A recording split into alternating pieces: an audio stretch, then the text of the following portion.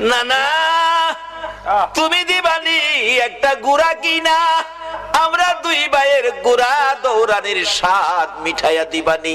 আবু বকর ডাকতেছেন, উমর তুমি কি দেখেছো? উমর বলেন, আমি মসজিদে নববীর বারিন্দার পাশে দাঁড়িয়েছিলাম, আমি দেখি আমার নবী নাতি দইকে খুশি করার জন্য বারিন্দায় হামাগুড়ি দিলে গুড়ার মতো হইলে দুই ভাই নবীজির পিঠ মুবারকে চড়ে বসছে।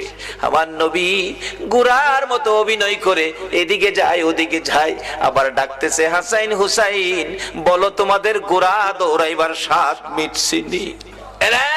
আবু বকর, আমি উমর দেখেছি, মুস্কি মুস্কি হাসতেছিলাম এই ঘটনা দেখে। আমার নবী প্রশ্ন করে, এরে উমর হাসতেছো কেন? হুজুর হাসি কি ভাগ্য হাসাইন হুসাইন কত দামি ঘোড়ার উপর সওয়ার হয়েছে। আমার নবী চোখের পানি ছেড়ে দিলেন, এরে ওমর শুধু দামি ঘোড়াটাই দেখলা তুমি, যারা ঘোড়ার পৃষ্ঠে বসেছে তারা কত দামি তুমি দেখলা না? আমার নবী এত আদর করতেন হাসাইন আর হুসাইনকে। এমনি সময় উমর ফারুক ডাকতেছে, আমি দেখেছি নবী দুই নাতির দুই গালে চুমাইতেছে। খুশি হইছো নি নাতি? তোমরা দুইজন ঘোড়া দৌড়ানোর স্বাদ মিটছেনি? ও আবু বকর, আমার মন কয় এই দুই নাতি হাসাইন হুসাইন যদি না না না না কইয়া ডাকে রে, আমার নবী সব ভুলে যাবে। না না না ডাকে জবাব দিয়ে মাথা উঠাবেন। মদিনায় চলে গেলেন, খবর পৌঁছে দিলেন আলীর কাছে, আলী রে পাওয়া গেছে রে নবী রে। নবী উম্মতের মায়ায় কান্দে, মাথা উঠায় না। কার মায়ায় কান্দে? কার মায়ায়? কিন্তু আমরা কি করলাম নবীর জন্য? আমরা কি করলাম? আজকে আজ থেকে একটা আদর্শ বাড়িতে নেন, তাহলে নবীর কান্না সার্থক, আমাদের জীবন ধন্য।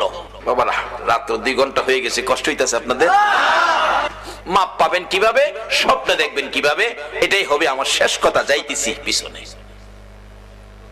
দুইজন খুশি করার জন্য নবী এই অভিনয়টুকু করেছেন। ওমর বলেন, এই দুইজনে ডাকলে শুনবো। হযরত আলী বাড়ির ভিতরে খবর দিলেন, ফাতেমা 3 দিন পর্যন্ত কাঁদছো, আর কাঁদতে হবে না। খবর পাইছো? বাবারে পাওয়া গেছে।